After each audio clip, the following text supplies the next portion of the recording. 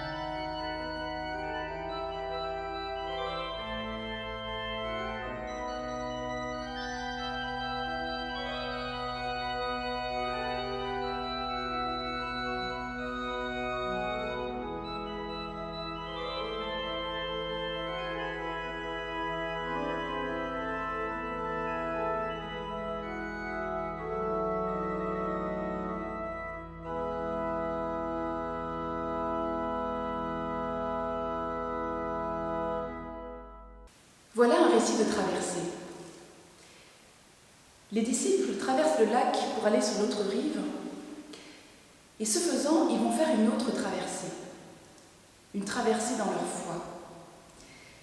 Ils vont être amenés à répondre à la question « Qui est vraiment Jésus ?»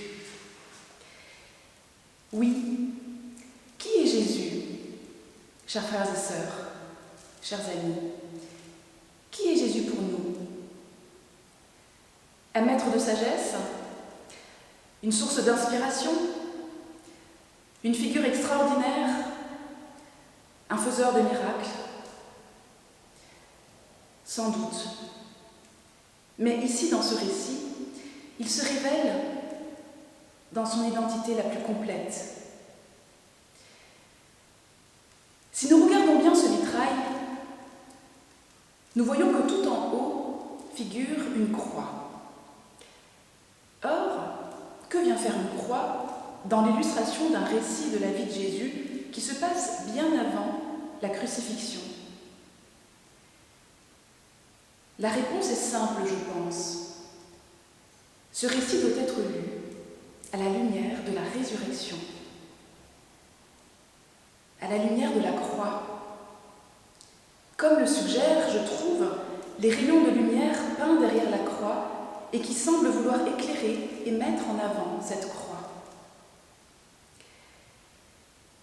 Oui, c'est un Jésus ressuscité qui vient marcher sur l'eau vers ses disciples. Un Jésus qui vient se révéler aux siens à un moment où il pense être seul, au milieu de l'eau, à ramer. Jésus vient, sans qu'ils s'y attendent, pour les amener à croire, c'est-à-dire à savoir qui il est vraiment. Ressuscité, ça veut dire qu'il a vaincu la mort. La mer, les eaux sont dans la Bible associées à la menace, à la mort. Souvenez-vous, Pharaon et ses soldats qui meurent engloutis par la mer alors qu'ils poursuivent Moïse et le peuple hébreu. Ou encore l'eau du déluge qui détruit tout au temps de Noé. Le vitrail montre qu'il y a un monde habité sous les eaux. On voit ici des oiseaux, dont un grand qui mange un poisson. C'est un monde mystérieux, effrayant. Jésus qui marche sur les eaux. C'est donc Jésus qui marche sur la mort, qui a vaincu la mort. Dans la nuit, dans la tourmente, car leur barque est battue, tourmentée par les vagues, avec un vent contraire. Voilà la situation des disciples. Et c'est là, dans cette tempête, que Jésus vient vers eux, en marchant sur la mer. Bien sûr qu'ils ont peur. Quelle apparition inattendue! Et puis dans la Bible, quand Dieu se révèle, ça effraie, ça épouvante, ça fait même mourir. Tu ne peux pas voir ma face, car l'être humain ne peut me voir et vivre, dit Dieu à Moïse, en Exode 33, verset 20. Les disciples le prennent pour un fantôme. Méprise totale sur l'identité de Jésus. Un fantôme, c'est-à-dire un être surnaturel, un personnage d'un autre monde. Et pourtant, celui qui est là, qui vient vers eux, c'est Jésus, le vivant, le ressuscité, l'incarné, pleinement homme, venu pleinement dans le monde, mais pleinement Dieu aussi. Car dans la Bible, c'est Dieu, Yahvé, qui a autorité sur la mer et les eaux. C'est alors qu'au cœur de cette tempête, au cœur de cette épouvante, surgit une parole. C'est alors que Jésus leur parla. Il leur parla. Confiance, c'est moi. N'ayez pas peur. Ce qui donne confiance, ce n'est visiblement pas une démonstration de force de Dieu, c'est la parole du Christ. Car c'est elle qui nous donne accès à lui, qui nous donne accès à ce « c'est moi », la même expression que Dieu utilise pour se révéler à Moïse dans le buisson ardent, c'est moi. Je suis ce que je suis. Je suis qui je suis, ou je suis qui je serai. Mais Pierre doute. Il veut mettre Dieu à l'épreuve. Si c'est bien toi, ordonne-moi de venir vers toi sur les eaux. Si c'est bien toi. Est-ce pour cette phrase que Jésus lui dit « Homme de peu de foi, pourquoi as-tu douté ?» En tout cas, Pierre coule, car il semble plus écouter le vent menaçant que la parole de Jésus. Pierre, c'est nous. Les disciples, c'est nous. La barque, c'est notre vie. C'est notre monde. C'est notre Église. Malmenée par des vents contraires. Menacée par la nuit et la mort. Tourmentée par un virus microscopique, mais aussi puissant que les flots impétueux. Or, c'est au cœur de cette nuit, au cœur de cette tourmente, que le Seigneur vient vers nous, qu'il veut se faire connaître à nous tel qu'il est vraiment. Non pas tel que nous imaginons qu'il est, non pas un être surnaturel, fantomatique, mais vivant, ressuscité. Nos tempêtes ne sont pas des lieux où Dieu est absent, mais le lieu où il peut se révéler par une parole, par sa parole. Quand nous doutons de lui, il ne nous laisse pas couler, mais il nous tend la main, comme à Pierre, comme à cette jeune fille, la fille de Jairus sur cet autre vitrail, qui forme en fait un seul et même vitrail avec celui de Jésus marchant sur les eaux. Là aussi, chez la fille de Jairus, là aussi la croix du ressuscité donne la clé de compréhension de l'histoire.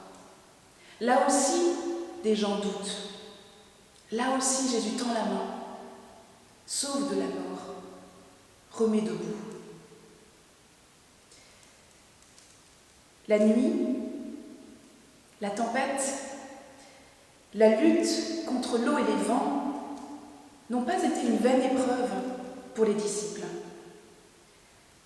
Car au cœur de tout cela, ils ont entendu une parole qui apaise, réconforte et sauve. Ils sont passés du doute à la foi, de la peur à la confiance.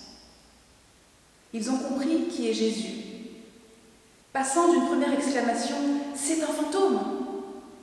à une deuxième exclamation qui clôture le récit « Vraiment, tu es le Fils de Dieu !»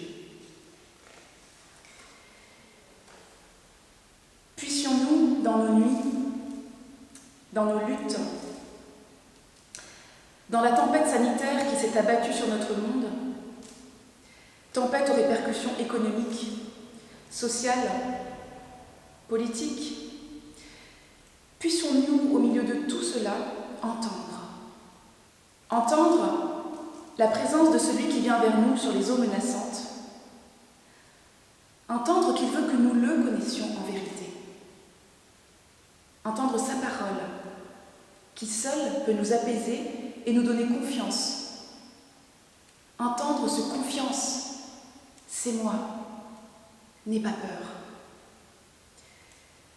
Le Christ, le ressuscité, qui a autorité sur toutes les forces et les puissantes,